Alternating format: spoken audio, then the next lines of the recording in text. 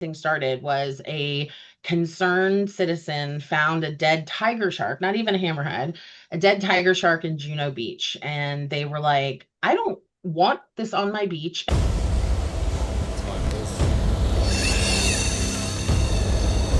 It's a hammer! These aren't really ideal conditions, are they, with all these waves? Or It's gonna be interesting. Okay, Hannah, so thank you so much for joining me. It has been, gosh, nearly a decade, dare I say it, since we filmed this. No, it's not. It's not, Please has it? don't. 6 years. 6 years. We're Yeah. if we round up, it's a decade. But I assume quite a lot has changed, or has it, since we filmed On the Line in Florida? I not as much as you would think, but there are some positive changes I've seen. So that's good.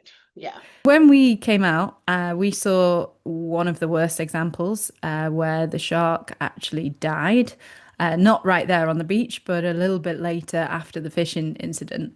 Has there been many sharks that have washed up since there that you can easily say this is probably a result of fishing? Yeah, so that part hasn't changed as much. So there's always been, especially hammerheads, but we've responded to because we're working with the state agencies to respond to washed up sharks. So we are keeping our database, supplementing their database. So yeah, we've kept a good eye on it over the last couple of years. There's been a decrease in the number, but very, very slight. But yeah, we still respond to great hammerheads at Wash Ashore, but we've also responded to um, tiger sharks, lemon sharks. We actually had a sawfish that we had to respond to that had washed up. And not everyone is super clear that it's a post-release mortality like incident or cause of death. However, sometimes it is pretty clear when there's a big circle hook in the corner of the mouth, big thick leader wire, some of the like telltale signs that there was some shore-based fishing going on. And if you speak to some of the local residents, we try to interview people that live around there. Sometimes we'll get confirmation, and then sometimes we'll have anglers themselves reach out and say, "Hey, I did everything right. My fight time was really short. She's not swimming off strong. I don't know what to do." So we have some of them actually self-reporting it as well. How important then is it that you have that approachability as a conservation organization and that relationship with the fishermen where they feel that they can come to you and report these kind of incidents? Yeah, I mean, I think that's one of the biggest things to come out of this that's a little not as tangible as like hard data. Like we've got our satellite tag data, that we can there's the hard numbers. Some of the like almost more important things when I spoke about the positive outcomes of this. Sorry, I don't know why my computer's making It's all noises. I right. don't know if it's picking up. Um, but yeah, some of the like less tangible or like crystal clear results of this has been the relationship that we have with the anglers, because it is a diverse community. Our social science research that's been published, we've published two papers on it, show the diversity of this community. Seen a lot of conversations and sharing of information and a lot of like self-reporting and self-policing from the bottom up.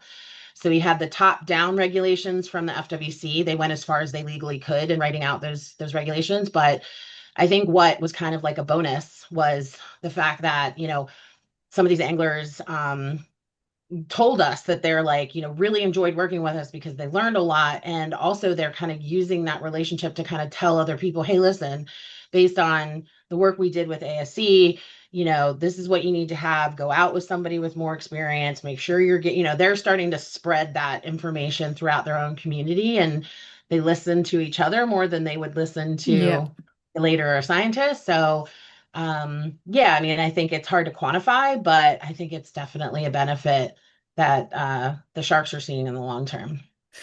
All right, let's get to the crux of it because I've had a few comments since releasing this film where people don't believe that this is legal or really maybe don't understand how this could be legal. And I've had a number of people concerned that I'm giving out false information. Can we clarify how is it that catch and release of great hammerheads or other vulnerable species is able to happen still in Florida or in the US. Yeah. So it's super complicated. I don't blame anybody for not understanding it. That's part of the angler. I mean, that's part of fisheries management as well from that side. They're like, it's so complicated. How are we ever going to know how to do it right? So I'll say that first. It is very complicated, and I'm by no means like a policy expert. However, I did spend an entire year going to every single one of the FWC workshops on this topic. I've had private meetings with the commissioners and regulators. We built this study with the support of FWC and NOAA. Like we were in touch with them the whole time. Like, hey, what data do you need to make your regulations within your, boundaries? So that informed our study. And so it's difficult. I think on the broader global audience, there's confusion, right? Because Mm. great hammerheads are listed by the IUCN. Critically vulnerable generally, aren't they? Yeah, critically endangered. Mm. So it looks, I mean, that's a global population assessment, big red flag, Yeah. understandable. Like if you're just going off of that, yes, it seems like this should be an absolute no-go. However, the United States doesn't recognize that category, even though it's categorized in a very scientific way.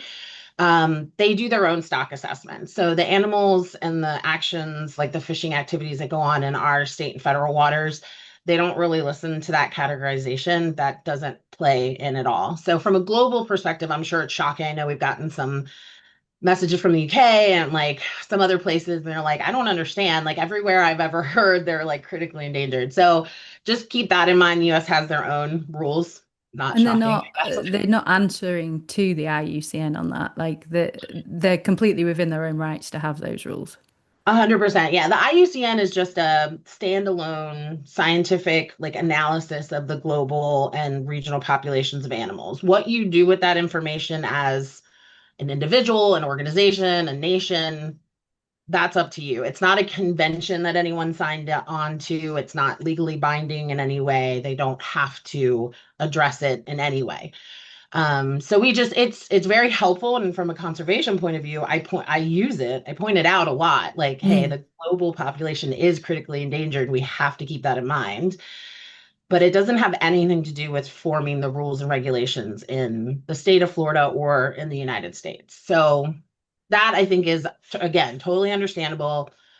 It has this label, and there's, we know they're a big part of they were a big part of the fin trade, international trade of sharks. They're protected in international conventions. Their trade is restricted in certain conventions. So we know all that is in place. However, again, the United States, when it comes to recreational fishing, like specifically, and commercial harvesting, they rely on the stock assessment and the science that takes place on the animals in their jurisdiction. So there are limits for recreational harvest in federal waters, state waters in Florida. They are a prohibited species. And again, I mean, I've spent decades learning about regulation. So there's a specific definition of harvest. There's a specific definition of landing. There's a So specific, what is the definition for anybody that's confused on this? Because I know we've had a yeah, few comments even on the YouTube video of people saying you can't legally harvest them. yeah. How is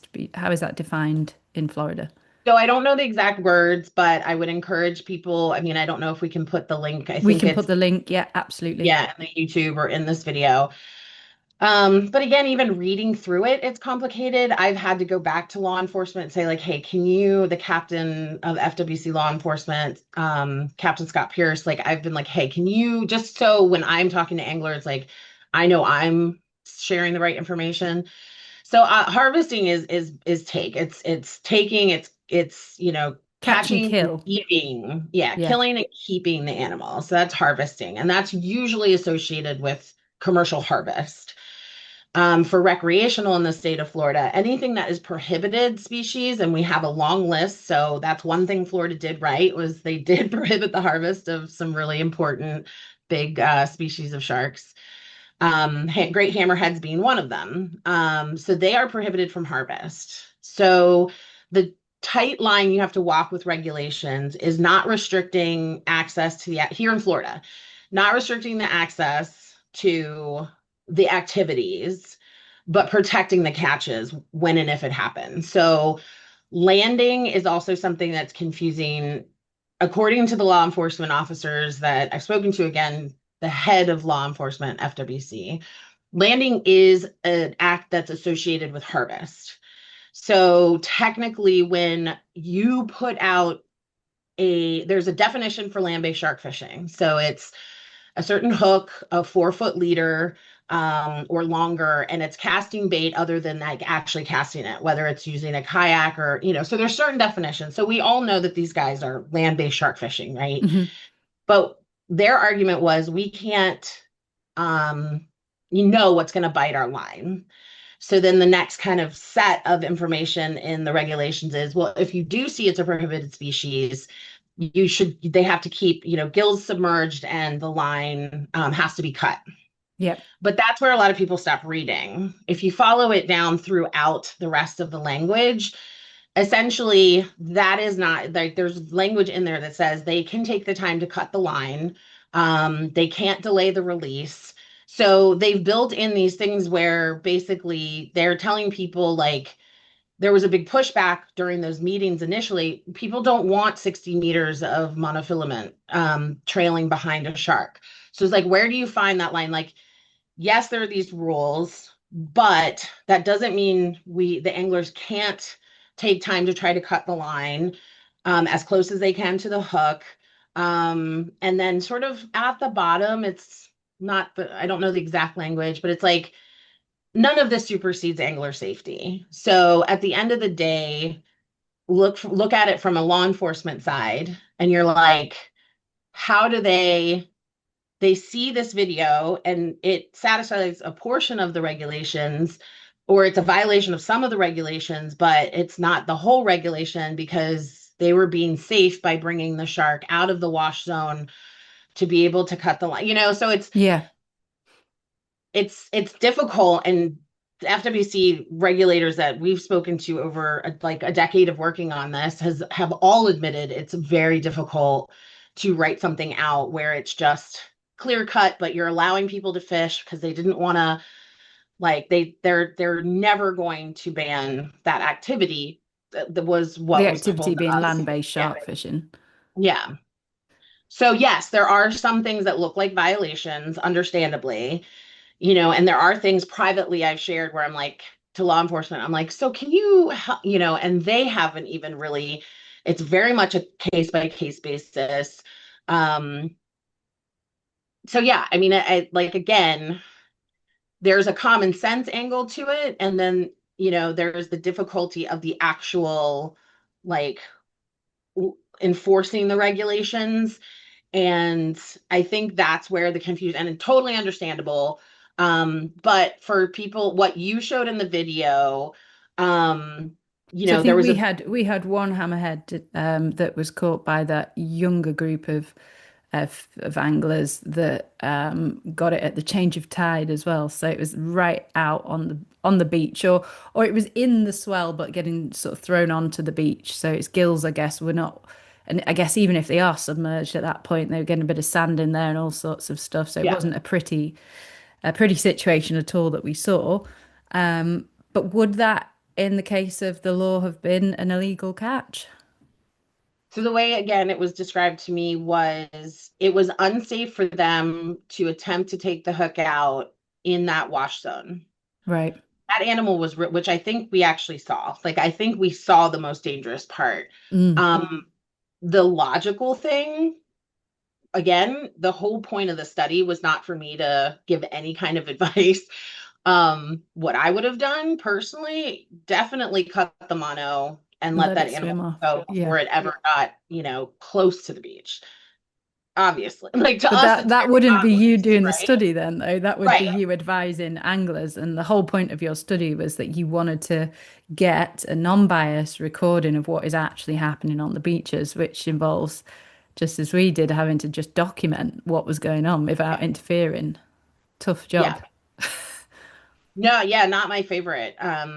and I've gone on to work with some of those guys, and the level of knowledge and conversation and upgrading of gear and connecting with older Mm. exactly what you kind of would happen did, because they're not, again, if this is not going to be illegal, these folks are the ones, these are part of the community.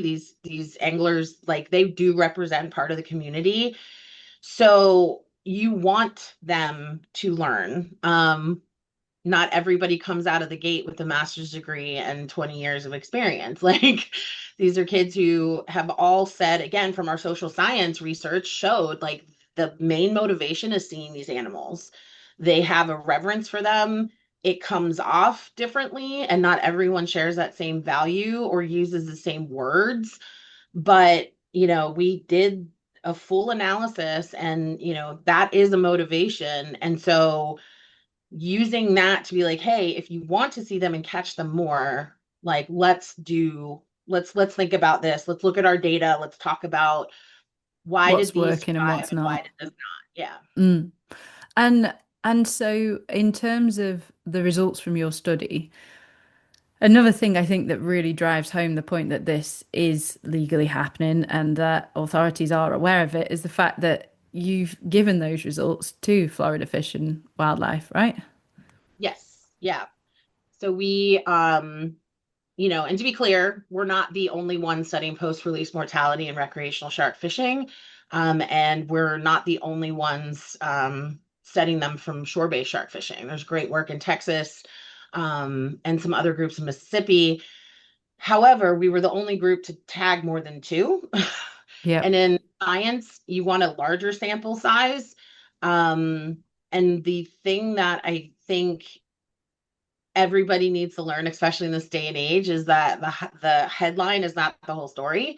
Mm. So we had a very low mortality rate. We had a lot of our sharks survived. However, we make it very clear that because we paired it with a social science study that was able to identify the different categories of anglers, we looked back at our work and who we were working with, and we realized we had self-selected for obviously the most experienced um anglers, because who else is going to work with a scientist, right? They're Yeah, you got confident, to they be have pretty something to confident. prove. Yeah. There's no way to really get by that effect that scientists have.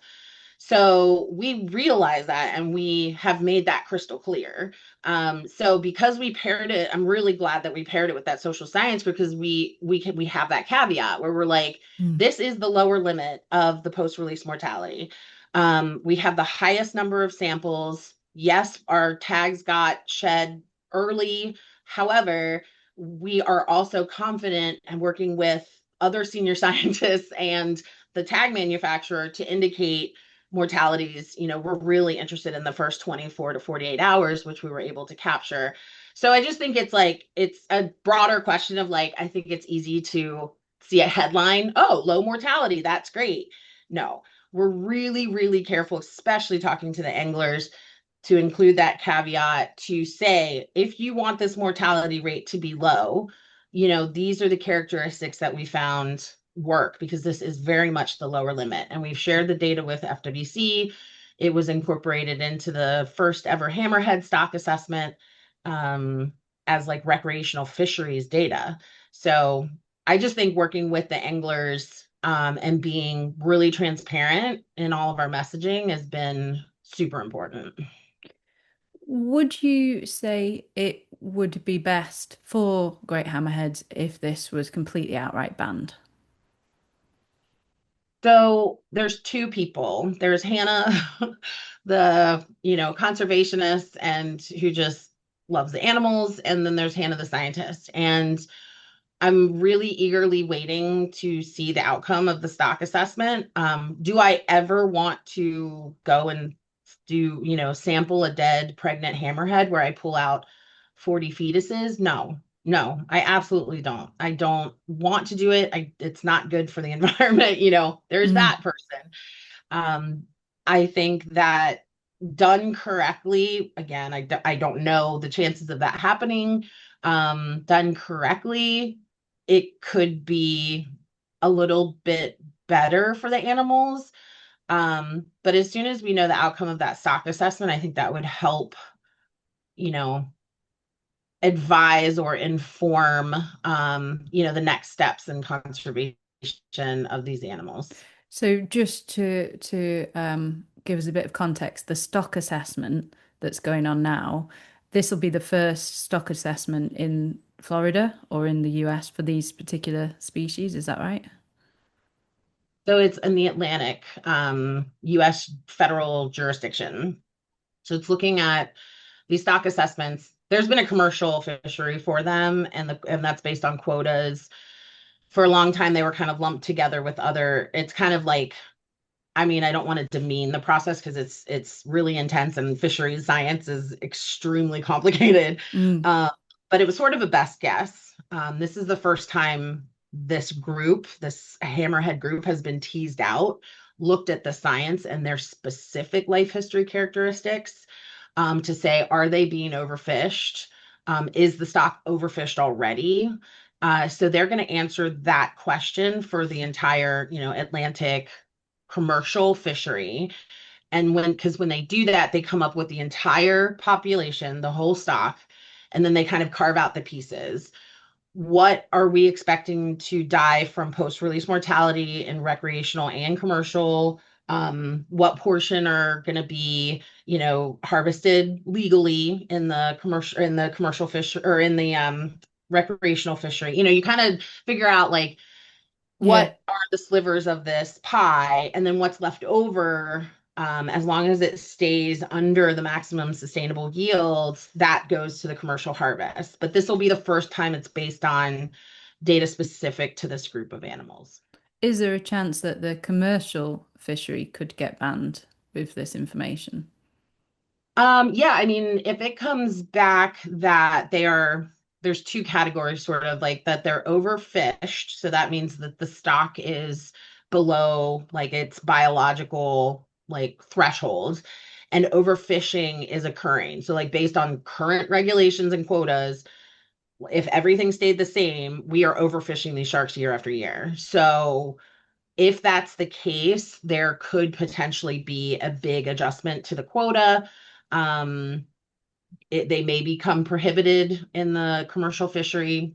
I don't have any idea where those data stand at the moment, but yeah, that's what that process is for. It's to determine whether or not we need to adjust quotas. We need to, what's actually going on with that population. So, for the people that are watching this documentary, or people that have been parts of different campaigns, or have a lot of strong feelings about this, or want to feel like they're actively doing something to help these great hammerheads, what should they and can they do that would be useful?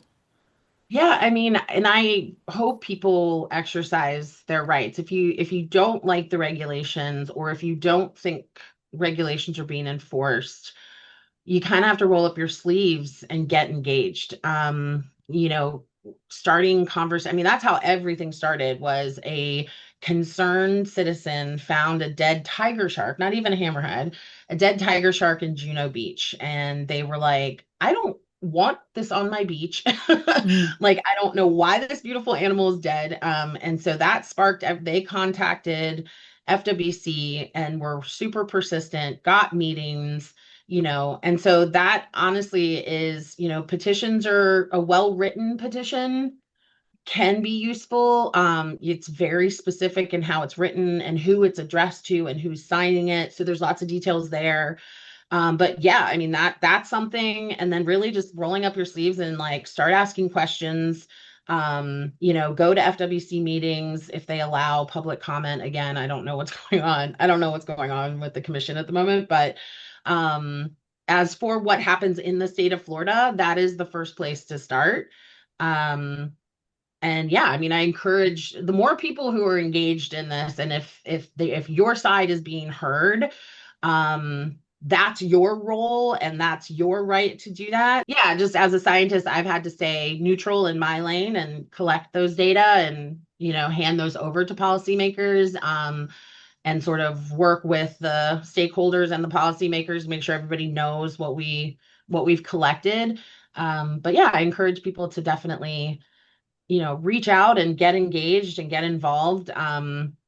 And there's no clear path. I think everyone kind of asks like, well, what number do I call? It's like, well, it's a little bit more nuanced than that. Like send an email, there's no one person to contact. If a public person has a question about what's going on, you just sort of have to start knocking on the door.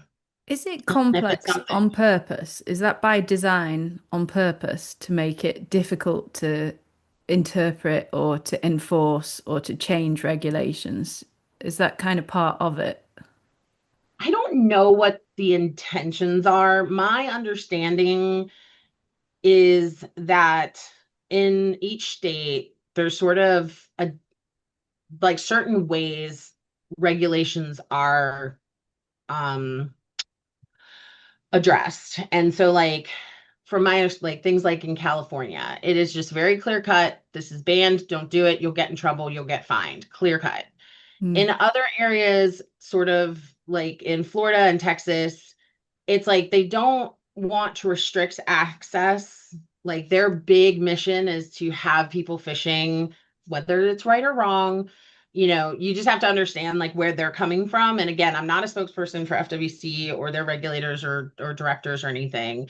But from my experience, they don't, it's trying to kind of make everybody happy, it seems like. So it's like taking in the data, making sure the anglers still have access to a fishery.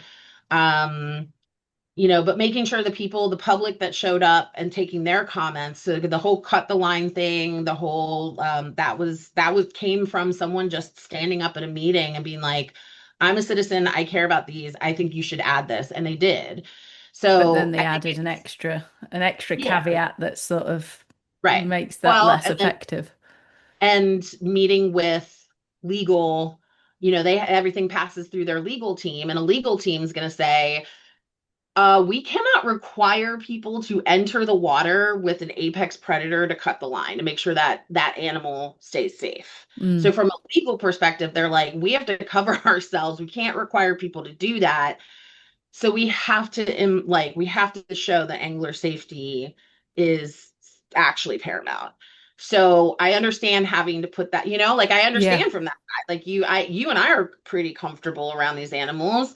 But again, how do you keep the animals safe, the people safe, legally covered, and then write rules that are totally crystal clear and enforceable? It's really difficult. Mm, definitely. It is complicated. I really, really appreciate you taking the time though to explain that in a bit more detail because I know we covered it a little bit in the film, but it's almost like once you've started watching, you go down the rabbit hole a little bit and then it's like, oh, well, why this? What's down that turn? What's down that turn? And I imagine it's Yes. changing all the time. So yeah, it's good to make sure that people are clear on what the information is right now. Probably in another year it may change again, hey? Yeah. And I just like encourage people to reach out to the authorities. AI, Google, not an authority, not an authority, and a authentic. Oh my gosh, what's wrong with me? Accurate. AI, yes, Yeah. thank you. AI and Google are not, the expert opinions on this. I would just really encourage people to direct, and they're very responsive. FWC is always answering questions. Their emails are all online.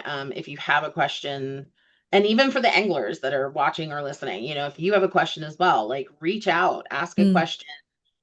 You can call anonymously.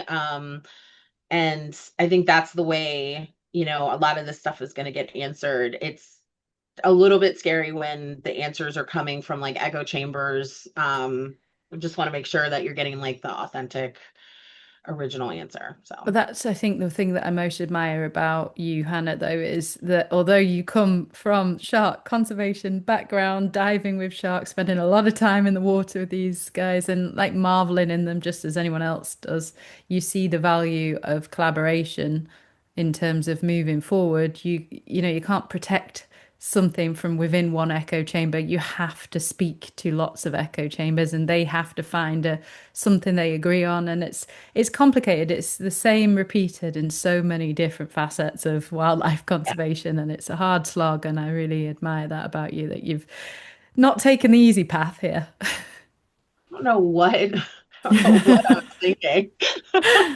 Oh, No, I mean, listen, it's not, would I shark fish for fun? No, but that's not my job. Like my job is to ask the questions and get the data and share that. So yeah. Appreciate it. Thank you so much. And Hannah, I'm going to pop the links to that bill in here. Are there any other links that you think I should add in as well?